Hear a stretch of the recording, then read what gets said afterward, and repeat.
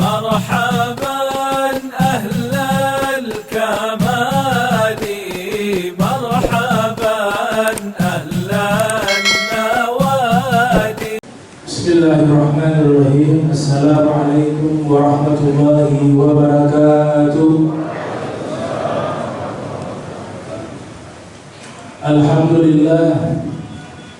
الحمد لله الذي هدانا لهذا وما كنا لنهتدي لولا أن هدانا الله.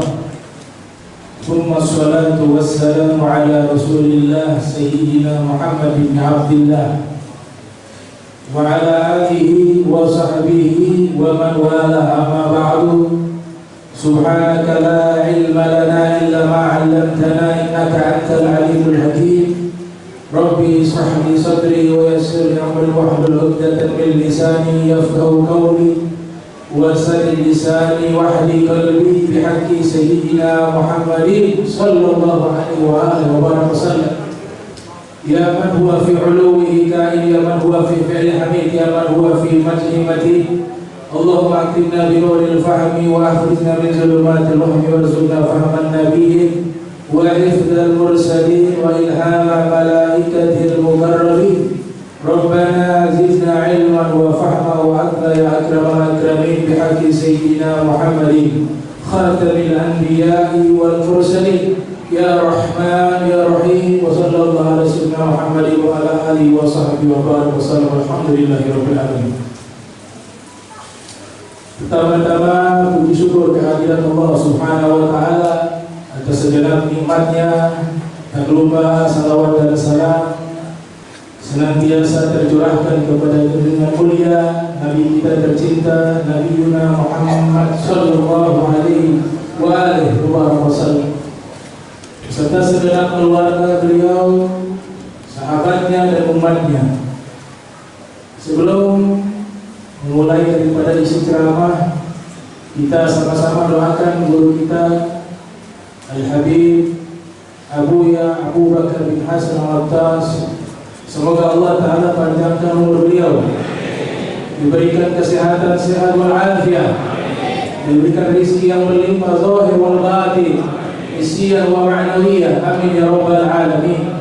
Dan juga yang saya muliakan para habaib, para asatidzah, para syuyukh, seluruh jamaah yang hadir di majlis yang mulia ini. Alhamdulillah, kita saat ini berada di hari yang begitu mulia, yang bersejarah. Kita hadir di tempat ini tidak lain sebagai bentuk rasa cinta kepada cucu Rasulullah sallallahu alaihi wasallam yang telah rela mengorbankan nyawanya untuk kita sebagai umat Nabi Muhammad sallallahu alaihi wasallam. Haul adalah perputaran waktu 1 tahun. Haul adalah satu rangkaian acara yang diisyaratkan di dalam Al-Qur'anul Karim. Ada kaidah mengatakan al-ibrah bil haqaiqi wal ma'ani wala bil asma'i wal mabani. Ibarat hukum diambil hakikat dan makna, bukan nama atau bentuk. Nama boleh saja kita rubah, bukan namanya haul, tapi kita ganti dengan nama yang lain, tidak ada masalah selama nama itu memiliki arti yang baik. Yang menjadi hukum tolak ukurnya bukan judul atau bentuk acaranya, tapi isi acaranya. Isi acara haul apa? Menceritakan biografi orang-orang yang memiliki kedudukan mulia di sisi Allah Subhanahu wa taala. Dari hal ini isyarat di dalam Al-Qur'an. Allah Subhanahu wa taala berfirman, "Wa dzakir fa inna dzikra tanfa'ul mu'minin." Berilah peringatan, kata Allah taala. Karena memperingati sesuatu atau memberikan peringatan itu bermanfaat bagi orang-orang beriman, kata Allah Subhanahu wa taala. Di dalam ayat yang lain Allah Subhanahu wa taala berfirman, "Inna fi dzalika la'ibratan liman kana lahul qalb aw al-qasam aw huwa syahid." Ibarat nasihat ilmu ini bermanfaat bagi orang-orang yang dimana dia memiliki hati dan memiliki pendengaran kepada sesuatu yang bermanfaat, wa huwa syahid, dan dia menghadirkan hati dikala hadir di tempat yang mulia mendengarkan biografi kaum solihin. Apalagi ini bukan sembarangan, bukan solihin, tapi juga mencari sayyidus solihin. Beliau ini pemimpin orang soleh. Kalau tidak ada beliau, tidak ada habaib, tidak ada Fadil Muqaddam, tidak ada Habib Abdul Al-Haddad, tidak ada Syekh Abu Bakar bin Salim, tidak ada aulia-aulia yang besar, yang hebat-hebat, tidak ada juga wali songo. Dan kalau tidak ada wali songo, tidak ada para imam alawiyah, maka pasti saat ini belum tentu kita bisa mendapatkan nikmat Islam. Nikmat Islam ini berjalur kepada Imam Hussein alaihissalam. Nikmat Islam yang saat ini kita miliki bersambung sangatnya kepada syuhada, para syuhada yang ikut membela agama ini bersama Imam Hussein alaihissalam. Oleh sebab itu tidak bisa yang kita balas. Ini hanya bagian kecil daripada kita menghadiri haulnya beliau untuk mengenang ringkas daripada biografi perjuangan kehidupan beliau. Oleh sebab itu haul ini adalah perintah di dalam Al-Quranul Karim. Di dalam tafsir Ibn Kathir yang disusun oleh Al-Imam Al-Hafiz Ismail bin Umar bin Kathir yang lahir tahun 700 Hijriah meninggal tahun 774 Hijriah. Beliau ketika menafsirkan kata zikra di ayat tersebut, maknanya adalah innama tantafi'u biha qulubul mu'minah. Peringatan yang isinya kebaikan itu sangat bermanfaat bagi hati orang yang beriman, kata Ibnu Katsir rahimahullah. Berkata juga Al-Imam Fakhruddin Ar-Razi yang lahir tahun 544 Hijriah meninggal 506 Hijriah dalam kitabnya Mafatihul Ghaib, beliau mengatakan bahwa sesungguhnya peringatan atau kisah orang-orang soleh itu memiliki manfaat bagi generasi berikutnya. Dengan cerita-cerita kaum solehin, maka hati kita yang mati menjadi hidup. Dengan cerita-cerita orang-orang soleh, maka hati kita diberikan cahaya rahmat oleh Allah Subhanahu wa Ta'ala. Oleh sebab itu, di dalam hadis juga Nabi kita Muhammad Sallallahu Alaihi Wasallam, beliau memberikan isyarat tentang perayaan haul dan menceritakan kebaikan-kebaikan orang-orang terdahulu. Disebutkan dalam hadis riwayat Imam Ahmad bin Hanbal yang lahir tahun 164 Hijriah meninggal 241 Hijriah. Juga diriwayatkan oleh Al-Imam At-Tirmidzi yang lahir tahun 209 Hijriah meninggal 279 Hijriah. Rasul sallallahu alaihi wasallam bersabda, "Uzkuru mahasina mautakum wa kuffu an masawihim." Ceritakanlah, kata Nabi sallallahu alaihi wasallam, kisah atau kebaikan-kebaikan orang-orang yang telah meninggal di antara kalian. Artinya hal ini kita menceritakan kebaikan, bukan saja kebaikan, tapi juga kita menceritakan sirrun nabawiyah, rahasia kenabian yang ada pada ahlul bait Rasulullah sallallahu alaihi wasallam. Dan jaga lisan, jangan menceritakan keburukan-keburukan mereka yang telah berlalu. Ini sabda dari Nabi kita Muhammad sallallahu alaihi wasallam. Maka hikmah daripada hal yang pertama, mengokohkan hati agar kita bisa ikut jejak langkah mereka. Allah Ta'ala berfirman, kullun naqussu 'alaika min anba'ir rusuli ma nuthabbitu bihi fu'adak. Kami kisahkan kepadamu wahai Rasulullah seluruh kisah para nabi dengan tujuan agar hatimu kami kokohkan, kata Allah Subhanahu wa Ta'ala. Wa jaa'a fi hadhihi al-haqq wa mau'izatun wa dzikra lil mu'minin.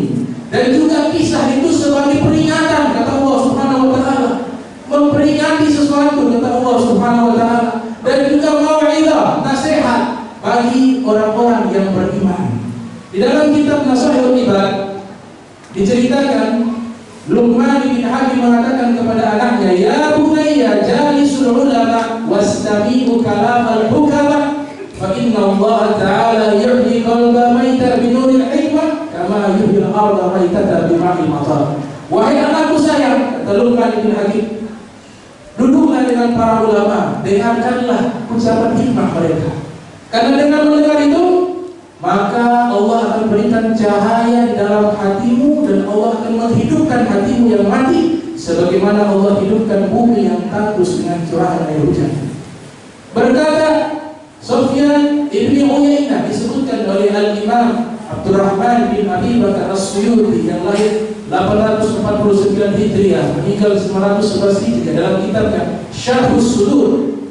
Sufyan ibn Uyainah berkata, "Inda dzikri shalihin tanzilu rahmah, fa kaifa bi dzikri asma'i shalihin." Menceritakan kisah-kisah orang soleh, Allah turunkan rahmat. Bagaimana kiranya kalau yang diceritakan pemimpin orang soleh, Nabi Muhammad SAW, Ahlul Bait Rasulullah SAW, maka bukan hanya turun rahmat, tapi kebanjiran rahmat dari Allah Subhanahu wa Ta'ala. Ada riwayat dari Al-Habib Salim bin Ahmad bin Jindan rahimahullah radhiyallahu anhu. Beliau mengatakan para sahabat juga mengadakan haul. Orang-orang yang hidup dengan para nabi sejak dahulu sebelum Rasulullah SAW juga sering mengadakan haul. Dengan cara apa?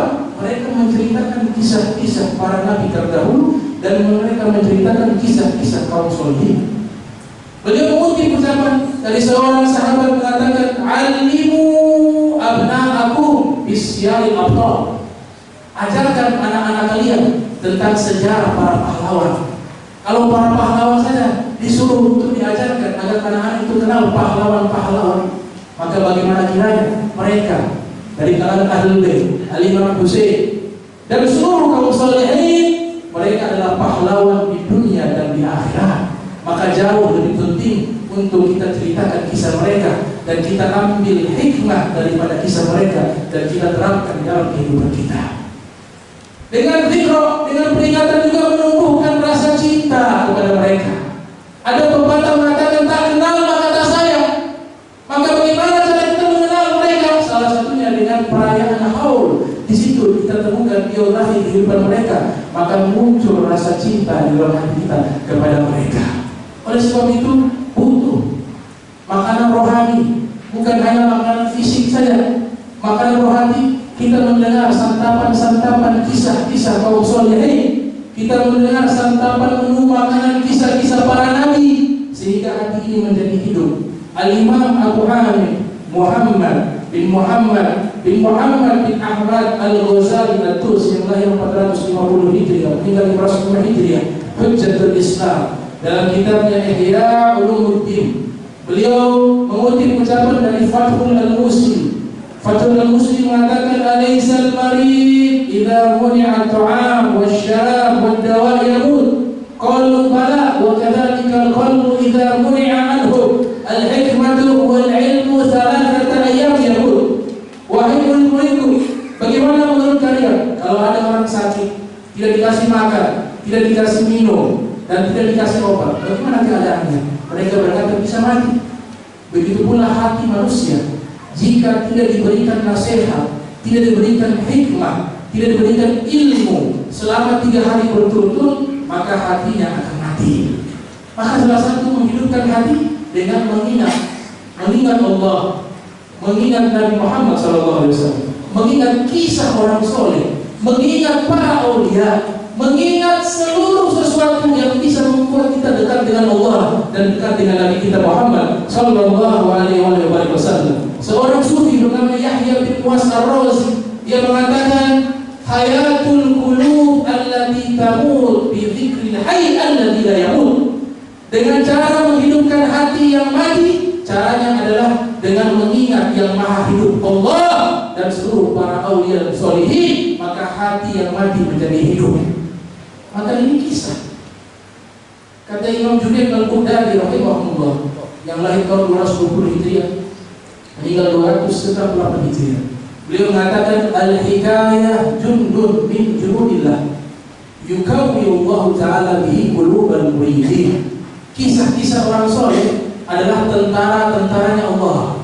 Dengan kisah-kisah tersebut, hati kita menjadi kokoh dan kuat untuk bisa melangkah ke jalan mendekati Allah, mendekati Nabi Muhammad sallallahu alaihi wasallam. Nah, ini sedikit daripada haul. Jadi jangan ragu-ragu menghadiri haul. Haul itu perintah di dalam Al-Quran. Haul itu perintah di di dalam hadis Rasulullah Sallallahu Alaihi Wasallam dan juga perintah daripada kaum sulaha dan kaum sholihin. Kemudian yang kita hadiri saat ini bukan sembarangan. Al-Imam Al-Husain ibn Ali ibn Abi Thalib wa ummuhu Sayyidatun Nisa Fatimah Zahra bintu Rasulullah Sallallahu Alaihi Wasallam. Beliau sejak dari kecilnya Nabi Sallallahu Alaihi Wasallam telah mendapatkan kabar bahwa cucu kesayangannya akan syahid, akan meninggal dunia, dibunuh oleh umatnya yang khianat. Disebutkan dalam kitab Al-Bidayah wa Nihayah yang disusun oleh Al-Imam Ibn Katsir rahimahullah. Malaikat Jibril datang ke rumah menemui Rasul Sallallahu Alaihi Wasallam. Di saat itu Nabi sedang bermain-main dengan Sayyidina Husain alaihissalam. Kemudian Nabi perintahkan Ummu Salamah mengunci pintu agar tidak ada orang yang masuk ke rumah. Maka di saat itu malaikat datang mengatakan, "Ya Rasulullah, atuhibbu?" Wahai Rasulullah, engkau cinta sama anak ini? Engkau cinta sama Sayyidina Husain? Kata Nabi, "Na'am, uhibbu." Iya, saya sangat cinta kepada. Ketahui ya Rasulullah SAW bahwa cucumu ini telah dibunuh oleh umatmu. Mau aku tunjukkan tempat di mana beliau dibunuh oleh umatmu. Ini ada gumpalan tanah yang saya bawa. Nabi bertanya, di mana tempat tersebut?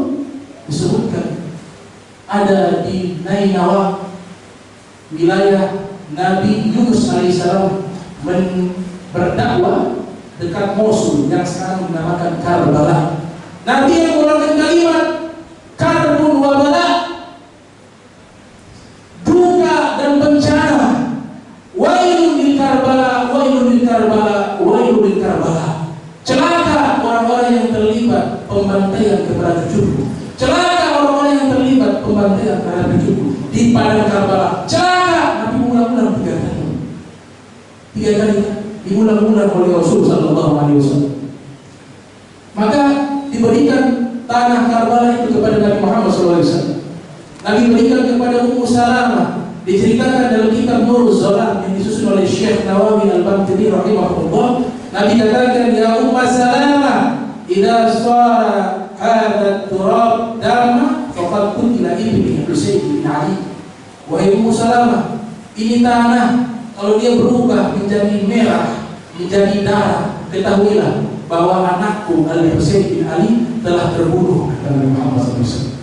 Dari kecilnya Nabi telah mengetahui hal tersebut. Bahkan Al-Imam Ali bin Abi Thalib karramallahu wajhah, ayahanda tercinta dari Al-Imam Husain alaihissalam, disebutkan dalam kitab Manaqib Amirul Mukminin Ali bin Abi Thalib, waktu Imam Ali lewat ke padang Karbala, beliau berhenti sejenak. Kemudian beliau mengatakan, di sini tempat di mana para syuhada Karbala terbunuh. Di sini di mana kepala mereka dipotong. Di sini di mana anak saya Sayyidina Husain dibunuh. Ditunjukkan satu persatu tempat lokasi suatu saat yang akan terjadi, yaitu dibantai daripada Al-Imam Husain dengan pengikutnya yang hanya berjumlah 72 orang melawan 30.000 manusia. Ini bukan peperangan. Ini pembantaian. 72 dengan 30.000 bukan peperangan, pembantaian yang luar biasa. Imam Husain dan pengikutnya tidak ada satupun yang lain. Padahal mereka mengetahui di hari itu mereka akan hadapi pasukan dengan jumlah yang besar. Bahkan di malam hari Imam Husain datang ke kemahnya Umar bin Sa'ad bin Abi Waqqas yang memimpin pasukan daripada Ibnu Ziyad yang ingin membantai Imam Husain. Imam Husain datang di malam hari ingin negosiasi, sampai di kemahnya Umar bin Sa'ad mengatakan, "Bagaimana besok? Apakah kalian tega membunuh saya? Apakah saya punya salah merubah sunnah kakek saya? Apakah saya punya salah melakukan dosa? Apakah saya punya salah di dalam agama Islam sehingga kalian ingin membantai saya?" Itu pernyataan Imam Husain. Maka Umar bin Sa'ad mengiyakan saja. Besok hari Jumat, tepatnya 10 Muharram, sudah diketahui oleh Imam Husain terjadi pembantaian. Karena jumlahnya telah diketahui oleh beliau 30.000. Maka di malam hari mendekati waktu subuh, Imam Husain mengumpulkan seluruh prajuritnya.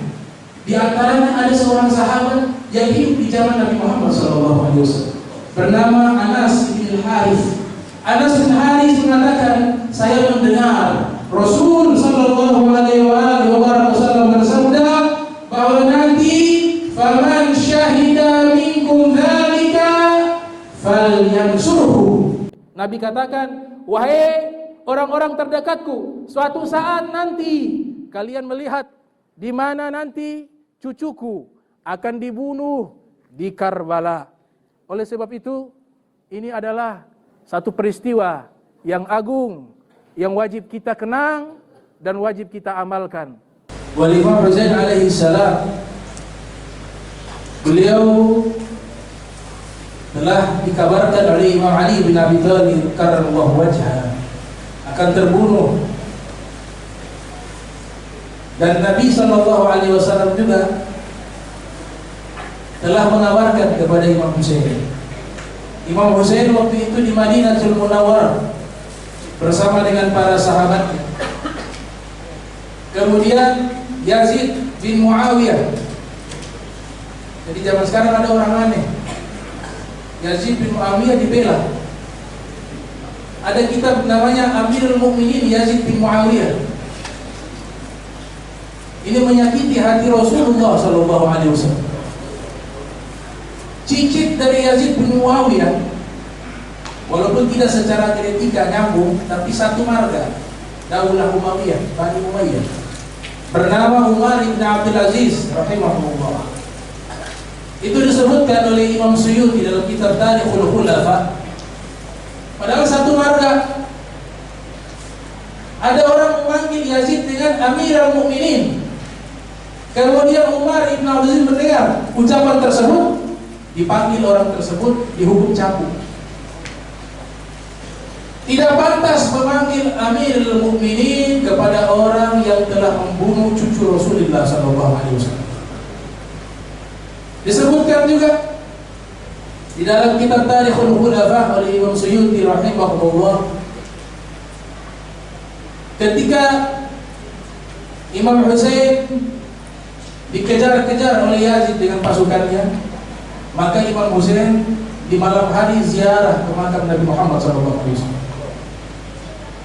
Ziarah ke makam Rasul SAW. Di saat ziarah disebutkan di kitab Al-Bidayah wa Nihayah dan kitab-kitab lainnya. Sampai di pusaran kuburan Rasul SAW, Imam Husain berkata, Assalamualaikum ya Rasulullah. Salam sejahtera wahai Rasulullah. Ana Husain ibnu Fatimah. Ya Rasulullah, saya Husain, putranya Fatimah, anaknya engkau ya Rasulullah, anaknya putri engkau ya Rasulullah, dan aku adalah cucumu yang kau tinggalkan kepada umatmu. Wahai Rasulullah, ketahui umatmu mereka mencaci saya, umatmu mereka meninggalkan hak-hak saya. Saksikanlah wahai kakekku bahwa aku mengadu kepadamu sampai di hari aku berjumpa denganmu di yaumil kiamat. Ini pernyataan Imam Husain karena Yazid dengan pasukannya ingin membunuh Imam Husain. Imam Husain adalah simbol yang membedakan bainal haq wal batil. Mana yang hak adalah hak, mana yang batil adalah batil. Itu simbol terbesar yang diperjuangkan oleh Imam Husain alaihi salam. Maka di saat itu Imam Husain di malam hari di samping kuburannya Rasulullah SAW.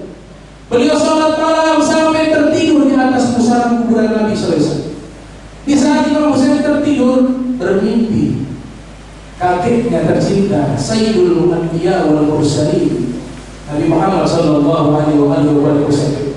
mengatakan, wahai cucuku, ketahuilah mereka yang membantaimu dengan pengikutmu, dengan anak-anakmu, dengan keponakanmu, mereka mereka semua aku harapkan syafaatku di yaumil qiyamah, kata Muhammad sallallahu alaihi wasallam. Maka setelah itu pada subuh beliau sholat berangkat tepat pada tahun 60 Hijriah di tanggal 3 Sya'ban menuju ke Kufah. Orang-orang Kufah menyatakan sumpah setia kepada Imam Husain alaihissalam. Berangkat dari Imam Husain dengan rombongannya sampai di satu wilayah yang disebut dengan Karbala. Singkat cerita, Imam Husain memanggil anak buahnya, mengatakan besok kita akan hadapi pasukan dengan jumlah yang besar dan pasti kita akan berburu. Siapa di antara kalian yang ingin pulang, maka saya relakan, karena mereka hanya mencari saya, bukan kalian. Itu pernyataan Imam Husain kepada para pengikutnya. Dan ketahuilah, kalian punya kesetiaan sudah teruji. Sampai saat ini kalian bersama saya, maka pulanglah, tidak apa-apa. Maka ada seorang dari pengikut Imam Husain dan seluruhnya serentak mereka menolak untuk pulang. Mereka mengatakan, wahai Imam Husain, seandainya kami pulang, kemudian ini hewan-hewan berwajah manusia, mereka memangsamu, membantaimu, nanti kami bicara apa di yaumil qiyamah kepada kakekmu Nabi Muhammad sallallahu alaihi wasallam, kepada ayahmu, kepada ibumu. Maka tidak ada seorang pun yang pulang. Luar biasa. Mahatma Gandhi mengatakan, Mahatma Gandhi tokoh besar India, dia mengatakan, kalau saya punya pasukan 72 orang seperti pasukannya Imam Husain, maka saya akan mampu memerdekakan India dalam waktu 1 hari 1 malam. Kenapa? Seluruhnya rela mengorbankan nyawa. Tidak ada rasa takut. Tidak ada rasa takut terhadap musuh. Justru mereka berbahagia. Sebagian di antara mereka berkata, kenapa kau biarkan kami besok bisa berkumpul dengan kakekmu Nabi Muhammad SAW? Kami ingin cepat-cepat berkumpul dengan Nabi Muhammad SAW, dengan pada orang tuamu Sayyidina Ali wa Sayyidah Fatimah Az-Zahra alaihissalam. Maka setelah itu terjadilah peperangan yang tidak kuat diceritakan, ya, tidak kuat diceritakan. Biasanya tidak mampu menceritakan. Terjadi peperangan yang tidak seimbang. Di waktu sholat zuhur, ada seorang pengikut Imam Husain namanya Abu Tamamah. Wahai Imam Husain, ayo kita sholat terakhir. Mungkin setelah sholat zuhur ini kita sudah tidak sholat lagi. Maka Imam Husain mengiyakan permintaan Abu Tamamah. Baik. Dalam keadaan perang, sholat beliau khusyuk diceritakan. Ini yang Allah sebutkan pewaris surga Firdaus. Seluruh pasukannya mereka sholat, di hadapan mereka ada 30.000 musuh yang dipimpin oleh Ibnu Ziyad, mengutus daripada Umar bin Sa'ad dan simak sholat tetap khusyuk. Ini yang Allah sebutkan dalam Al-Quran, qad aflahal mu'minun alladzina hum fi salatihim khashi'un walladzina hum 'anil lagwi mu'ridun walladzina hum lidzakati fa'ilun walladzina hum li furujihim hafizun illa 'ala azwajihim aw ma malakat aymanuhum fa innahum ghayru malumin فمن ابتغى وراء ذلك فأولئك هم العادون والذين هم لأماناتهم وعهدهم راعون والذين هم على صلواتهم يحافظون أولئك هم الوارثون الذين يرثون الفردوس هم فيها خالدون. Mereka pewaris surga Firdaus. Mereka yang 72 orang, walaupun tidak semuanya syahid. Ada seorang anak beliau, Al-Imam Ali Zainul Abidin, diselamatkan oleh Allah Subhanahu wa ta'ala. Maka keluar dari surga beliau bibit-bibit para aulia, para imam, para al-kibar, orang-orang yang dekat dengan Allah Subhanahu wa ta'ala. Maka terjadilah pembantaian yang begitu dahsyat. Di antaranya kedua keponakan beliau bernama Ahmad dan Qasim bin Hasan. Satu persatu pengikut Imam Husain dibunuh dengan cara keji. Datang dua ponakan beliau, Al-Qasim dan Ahmad. Al-Qasim dan Ahmad adalah saudara kandung anak dari Imam Hasan bin Ali bin Abi Thalib. Umurnya masih 14 tahun Al-Qasim. Dia katakan kepada Imam Husain, wahai paman, izinkan saya untuk menghadapi musuh sendirian. Maka Imam Husain mengizinkan Al-Qasim. Ia sendiri masuk ke medan perang, berhasil membunuh 18 orang musuh. Mereka berperang dalam keadaan kehausan karena air yang ada di Sungai Efrat diblokade, diboikot. Anak paling kecilnya Imam Husain yang ikut di dalam pertempuran tersebut di dalam kemah, usia yang paling kecil 6 bulan, 3 hari 3 malam belum minum air sama sekali. Belum minum air, kehausan, dalam tendanya menangis. Imam Husain tertegun hatinya, tidak pernah mendengar suara tangisan bayi yang ada di kemah. Satu persatu pengikutnya, ponakannya, Al-Qasim akhirnya terbunuh. Datang kakaknya, wahai Imam Husain, saya mengganti saudara saya. Izinkan saya menghadapi mereka. Diizinkan lagi oleh Imam Husain. Berperang lagi, berhasil melawan puluhan daripada musuh. Kembali lagi ke Imam Husain, lidahnya terjulur keluar. Kenapa? Wahai paman, haus, belum minum air 3 hari 3 malam. Kata Nabi SAW, sabran ya walad, sabar wahai anakku, nanti sebentar lagi engkau akan minum dari telaga Kautsar dari Muhammad SAW. Maka dia lanjutkan, akhirnya terbunuh, habis. Datang saudara tirinya Imam Husain bernama Abbas bin Ali. Abbas bin Ali dari kecilnya itu memanggil Sayyidina Husain dengan kata ya sayyidi, wahai tuanku. Imam Ali bin Abi Thalib mendidik anak-anaknya untuk menghormati anaknya Imam Ali yang keluar dari sulbinya Sayyidah Fatimah Az-Zahra. Jadi setelah Sayyidah Fatimah Az-Zahra, Imam Ali menikah dengan beberapa wanita. Banyak anaknya, di antaranya Muhammad Al-Hanafi, Abbas bin Ali. Seluruhnya mereka ini dididik oleh Imam Ali. Kalau memanggil Al-Imam Hasan wal Husain, jangan sebut nama, panggil dengan tuan. Kalau mau makan, jangan makan dulu sebelum Al-Hasan wal Husain makan. Kenapa? Karena beda. Ini ibunya adalah putri tercinta Sayyidul Mursalin wal Anbiya, Sayyidah Fatimah Zahra alaihi salam. Maka terbunuh. Abbas bin Ali, dia lihat di tenda-tenda wanita-wanita kehausan, anak-anaknya Imam Husain kehausan yang masih kecil-kecil perempuan. Maka dia katakan kepada Imam Husain, wahai Imam Husain, izinkan saya mengambil air. Kasihan wanita-wanita dan anak-anak kecil yang ada di tenda, mereka kehausan. Maka diizinkan oleh Imam Husain. Sebelum diizinkan, Imam Husain menangis melihat, karena Imam Husain sangat sayang kepada Abbas bin Ali. Abbas bin Ali lahir ke muka bumi, wajah pertama yang dia lihat adalah wajahnya Imam Husain alaihissalam. Maka Abbas bin Ali pergi ke Sungai Efrat. Dengan dia mengambil air, ternyata sudah ada pasukan-pasukan Ibnu Ziyad, sudah ada pasukannya Umar bin Sa'ad bin Abi Waqqas. Maka diambil itu air girba, semacam tempat air, sudah diisi penuh. Tahu-tahu di hadapan musuh sudah kering. Mau apa engkau? Dia katakan, ini saya mau ambil air, kasih kepada wanita, anak kecil yang sedang menangis, mereka tidak berdosa dan tidak bersalah. Maka musuh-musuh ini sangat kejam. Mereka lalu memotong kedua tangannya Abbas bin Ali.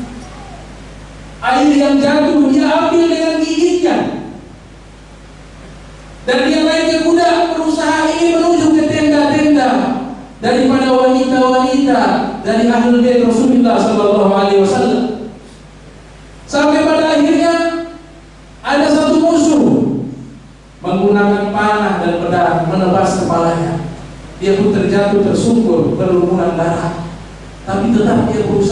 ingin membawa air itu dengan mulutnya.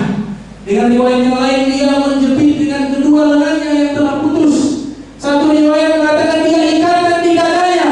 Dalam keadaan sekarat dia tetap berlari menuju ke tenda-tendanya Ahlul Bait Nabi untuk memberikan air kepada mereka.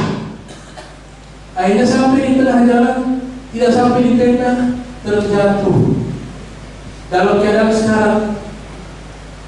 Kemudian Imam Husain menghampiri beliau, menangis melihat daripada sepupu saudara, satu bapak tapi lain ibu. Ketika menatap wajah Abbas melihat wajahnya Imam Husain, dia katakan, wahai Imam Husain, saya bersyukur kepada Allah. Sebelum saya meninggal dunia, saya masih sempat melihat wajahmu. Saya punya keinginan, yaitu sebelum saya meninggal di Karbala, di padang ini, saya punya satu keinginan. Sebelum saya meninggal dunia, wajah terakhir yang saya lihat adalah wajahmu. Sebagaimana di waktu saya lahir, wajah pertama yang saya lihat adalah wajahmu. Maka Imam Husain, beliau menangis. Beliau bilang, wahai Abbas bin Ali, saya juga punya permintaan terakhir. Apa itu? Wahai Sayyidi, wahai Tuan, engkau panggil saya jangan dengan kata Sayyidi, jangan panggil saya Tuan, panggil saya kakakmu. Maka dia memanggil kakak. Dia meminta, ya Imam Husain, ini darah menutup mataku. Bolehkah saya minta engkau membersihkan darah di mataku, biar saya di akhir nafas bisa melihat wajahmu. Maka dibersihkan darah yang ada di matanya Abbas bin Ali. Maka Abbas bin Ali melihat wajah Imam Husain sampai akhirnya dia meninggal dunia. Kedua tangannya terputus dan dia katakan sebelum meninggal, wahai Imam Husain, tolong jangan laporkan kepada para wanita bahwa saya telah meninggal. Jangan biarkan mereka melihat saya malu karena tugas saya belum selesai. Saya janji kepada mereka, saya akan datang membawa air minum kepada mereka, tapi saya gagal. Maka jangan permalukan saya dengan mereka mengetahui saya telah meninggal atau mereka datang melihat saya. Maka ini wasiat dilaksanakan oleh Imam Husain, tidak diperlihatkan jenazahnya kepada istrinya, kepada anak-anaknya. Wasiat daripada Abbas bin Ali. Maka tinggallah seorang diri daripada Imam Husain alaihissalam. Di dalam tenda dia mendengar suara tangisan anaknya yang masih bayi berusia 6 bulan. Maka anak itu diambil, kemudian dibawa keluar di hadapan para musuh. Imam Husain meminta belas kasih. Wahai musuh-musuhku, ini anak kecil tidak berdosa. Jika kalian punya hati, tolong berikan sedikit air kepadanya. Apa yang terjadi? Bukannya air yang diberikan, tapi anak panah yang dipanahkan tepat mengenai kepala anak yang paling kecil dari Imam Husain alaihissalam. Darah mengalir begitu. Maka saat itulah Zainab, saudari daripada Imam Husain, lari keluar tenda menghampiri bayi mungil yang tak berdosa, telah meninggal terkena panah yang merobek daripada lehernya atau dadanya. Imam Husain alaihissalam pun meminta untuk terakhir kalinya. Dia mengatakan kepada Zainab, wahai Zainab, tadi saya bermimpi sebelum terjadinya peperangan bahwa kakek kita Nabi Muhammad SAW, ayah kita Al-Imam Ali bin Abi Thalib, dan juga ibu kita Sayyidah Fatimah Az-Zahra, saat ini mereka sedang menanti-nanti kedatangan kita. Maka izinkan saya untuk menghadapi musuh-musuh yang ada di belakang. Maka berangkatlah Imam Husain sendirian. Mereka semua takut, sebagian di antara mereka malu, sehingga ada seorang yang tadinya di barisan musuh berubah dia di barisan Imam Husain, namanya Hurrah. Dia lihat di wajah, ini wajahnya adalah wajahnya Nabi Muhammad SAW. Dia lihat ini darahnya Nabi Muhammad SAW. Maka dia pun menuju kepada Sayyidina Husain dan mengatakan, minta maaf, saya penduduk Kufah, saya di antara orang yang menyurati engkau untuk datang ke Kufah. Izinkan saya untuk membelamu. Ini anak saya juga ikut untuk membalas kesalahanku kepadamu. Maka Imam Husain mengizinkan. Maka Hurrah melawan musuh tersebut, berhasil membunuh 80 orang sendirian. Tapi pada akhirnya pasukan yang terlalu banyak jumlahnya, Hurrah pun tidak kuat menghadapi, akhirnya terbunuh. Kepalanya dipenggal, anaknya juga terbunuh, kepalanya dipenggal. Tinggal Imam Husain alaihissalam.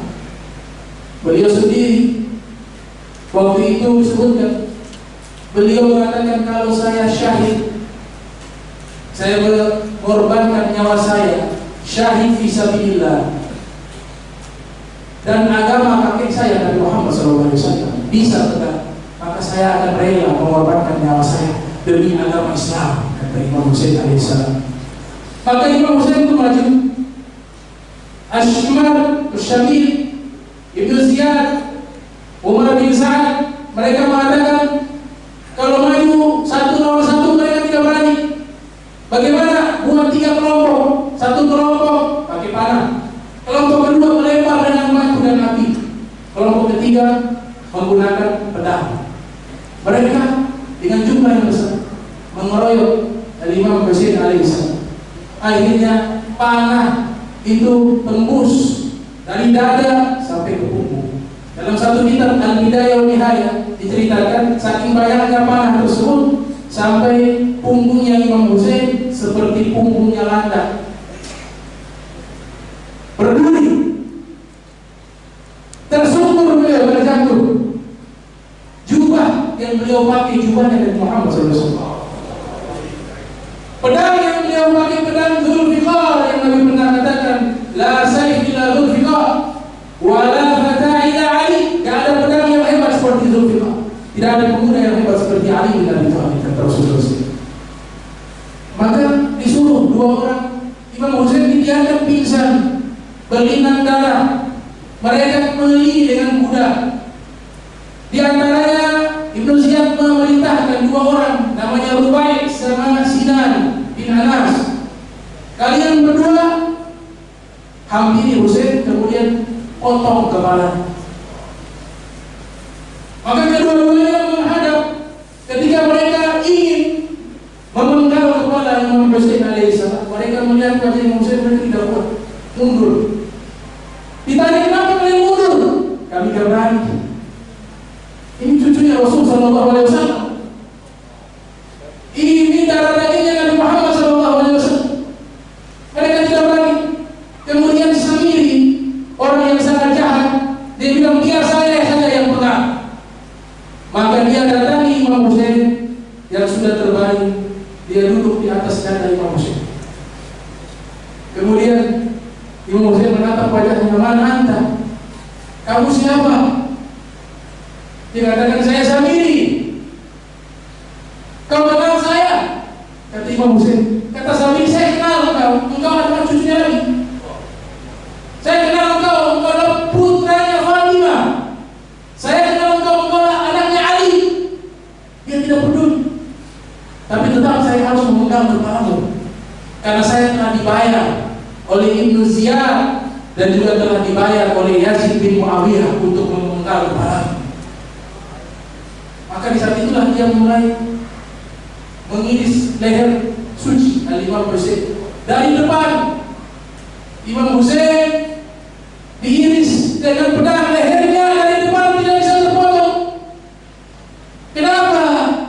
Karena di waktu kecil Rasul sallallahu alaihi wasallam, di saat malaikat Jibril mengabarkan bahwa cucumu Imam Husain akan terbunuh, terpotong lehernya, maka mulai hari itu dan seterusnya, setiap kali Nabi Muhammad SAW berjumpa dengan cucunya Imam Husain, beliau selalu mencium lehernya Imam Husain, leher bagian depan. Di situ ada bekas kecupan daripada ciuman Nabi Muhammad SAW, maka tidak bisa terpotong.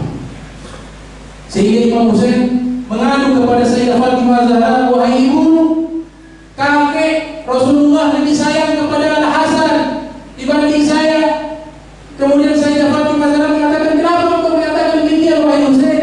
Karena tiap kali Nabi berjumpa dengan Imam Hasan, Nabi kecup bibirnya. Tapi kalau saya, Nabi kalau berjumpa dengan saya, Nabi berjumpa hanya leher saya. Maka dilaporkan kepada Nabi Muhammad SAW. Ya Rasulullah, ini cucumu protes, mengatakan engkau lebih sayang kepada Imam Hasan daripada Imam Husain. Kenapa? Kata Nabi, bisa dikatakan demikian. Maka Sayyidah Fatimah mengatakan, karena tiap kali engkau bertemu dengan Imam Hasan, engkau cium mulutnya. Tiap kali engkau bertemu dengan Imam Husain, engkau cium lehernya. Kemudian Nabi meneteskan air mata dan mengatakan, kau tahu kenapa saya mencium bibirnya Hasan? Karena telah dia akan syahid, terbunuh dengan racun yang masuk lewat mulutnya. Engkau tahu kenapa saya mencium lehernya Imam Husain? Karena nanti Imam Husain akan terbunuh, lehernya akan dipotong, terpisah kepala dengan jasad, kata Rasulullah. Maka dia potong di bagian belakang, terpotong. Saat itu ada beberapa orang bermimpi. Ibnu Abbas bermimpi di hari yang sama. Dimimpi di siang hari, dan kejadian pembantaian ini memang setelah zuhur, nisfin nahar, tengah hari, disebutkan dalam kitab sejarah. Di tengah hari persis juga ada seorang bernama Abdullah bin Abbas bermimpi berjumpa dengan Nabi Muhammad SAW. Nabi sedang membawa botol berisikan darah. Kemudian Ibnu Abbas mengatakan, ya Rasulullah, ma hadza? Apa ini ya Rasulullah? Kata Nabi, hadza dam Husain wa ashabi lam azal al-taqif mundu yaum. Ini adalah kumpulan darahnya Husain cucu saya, dan kumpulan darahnya para pengikutnya yang wafat terbunuh. Dalam riwayat yang lain dikatakan Ummu Salamah juga bermimpi. Ada seorang wanita namanya Salma masuk ke rumah Ummu Salamah. Ummu Salamah duduk menangis. Kemudian Salma mengatakan, ya Ummu Salamah, ma yubkiki? Kenapa engkau menangis wahai Ummu Salamah? Kata Ummu Salamah, tadi saya bermimpi melihat Rasulullah sallallahu alaihi wasallam ala ra'sihi wa lihiyatihi turab. Saya melihat Nabi waktu itu kepalanya penuh dengan debu, jenggotnya penuh dengan debu. Kemudian saya bertanya, malaka ya Rasulullah? Kenapa keadaan engkau seperti ini ya Rasulullah? Kata Nabi Muhammad sallallahu alaihi wasallam, syahidtu qatla Husain anifa. Tadi saya menyaksikan bagaimana cucu saya Husain dibantai, kata Rasulullah. Nabi saksikan pada waktu itu, dilihat satu persatu wajah-wajah orang-orang yang terlibat membunuh cucunya, sehingga disebutkan oleh Ibnu Asakir pada waktu itu sebagian dari orang-orang terdekat Nabi pergi ke Romawi. Mereka masuk di satu gereja. Mereka terkaget-kaget.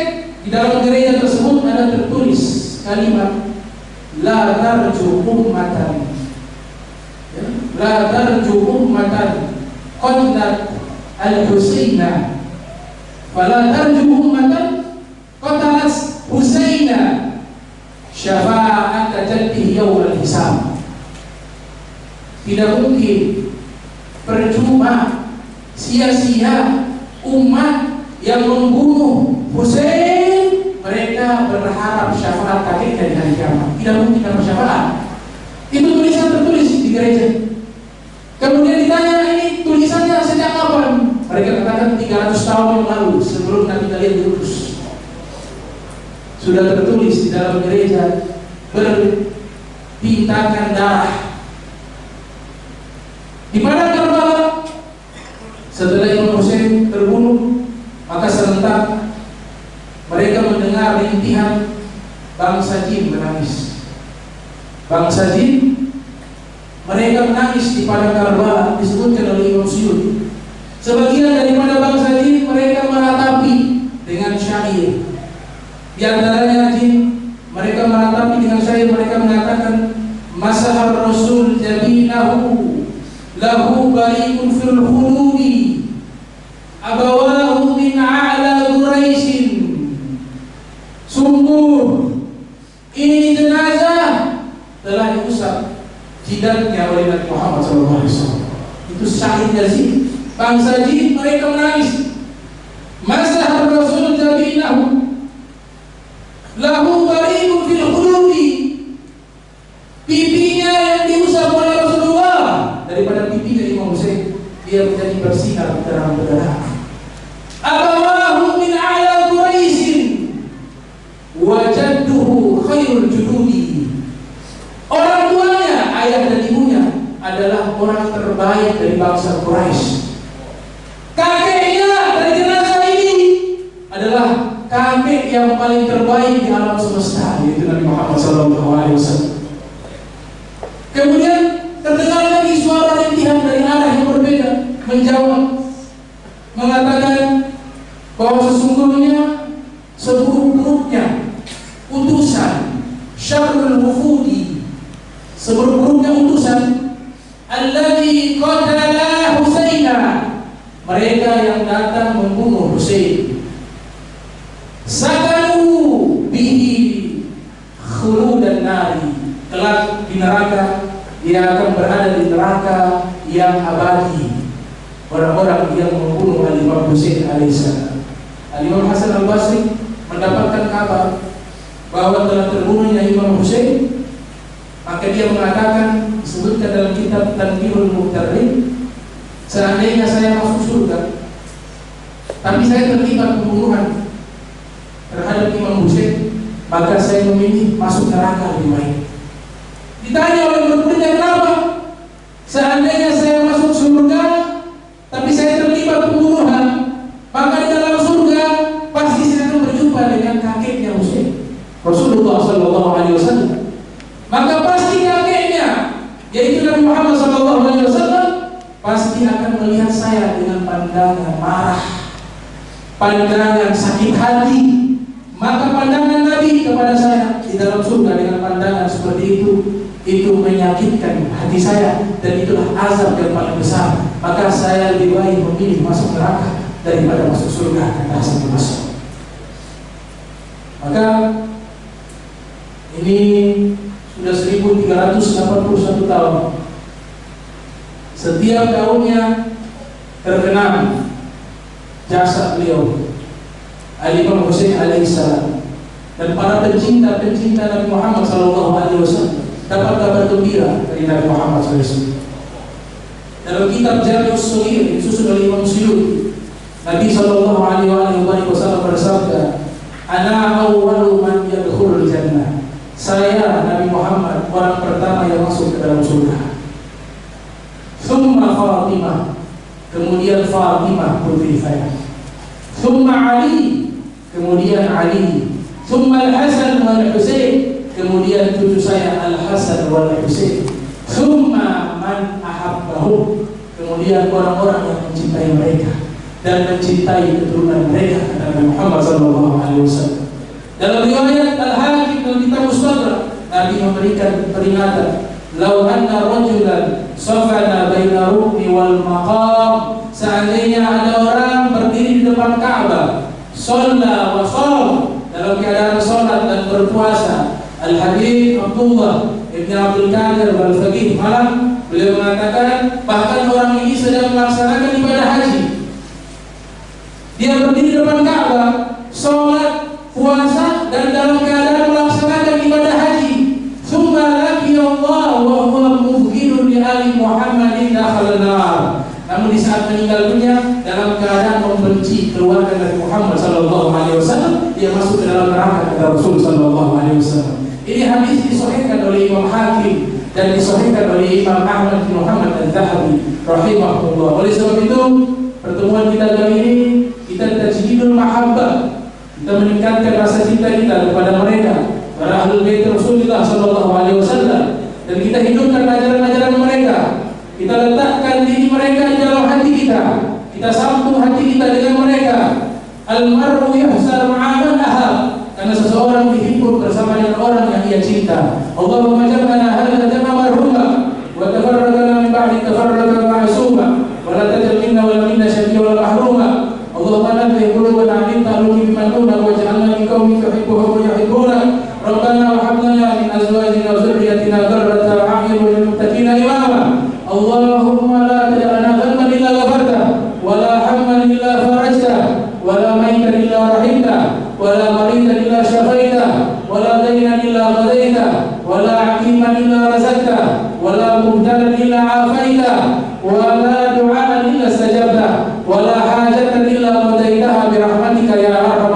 العالمين. اللهم ان كنا مسلمين من الشقاوة إلى السعادة، ومن النار إلى الجنة، ومن العذاب إلى الرحمة، ومن الذنوب إلى المغفرة، ومن الإحسان إلى الإحسان، ومن الخوف إلى الأمان، ومن الفقر إلى الغنى، ومن الذل إلى العز، ومن الإهانة إلى الكرامة، ومن الضيق إلى السعة، ومن الشر إلى الخير، ومن العسر إلى اليسر، ومن الإدبار إلى الإقبال، ومن السخاء إلى السحاب، ومن السخط إلى الرضا، ومن الغفلة إلى العبادة، ومن الحزن إلى التوفيق، ومن البدعة إلى السنة، ومن الزور إلى العدل. اللهم أعنا على ديننا بالدنيا، والدنيا بالعمل، وأمل بالتقوى، والتقوى بالتوفيق، وعلى جميع ذلك بلطفك المفضي إلى الرضا المتجنة المسعود ذلك بنا إلى وجهك الكريم. يا الله يا الله يا رب يا رب يا رب العالمين، يا غوث يا غوث يا غوث يا أكرم الأكرمين، يا أرحم الراحمين. Ya Allah, sebagaimana kami berkumpul di tempat ini,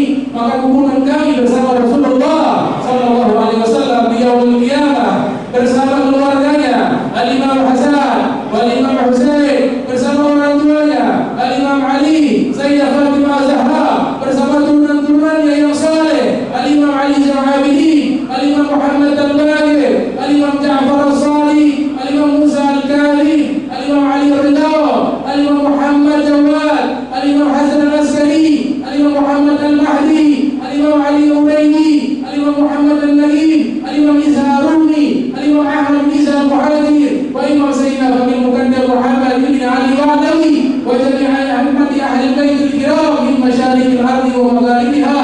Allahumma jam'ana hadha jam'an marhuma, wa tabarrakna min ba'di tabarraka ma'zuma, wa la tajal minna wa la minna shakira wa la mahruma.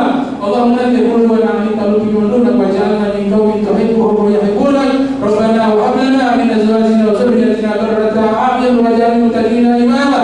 Rabbana atina fid dunya hasanah wa fil akhirati hasanah wa qina adzabannar.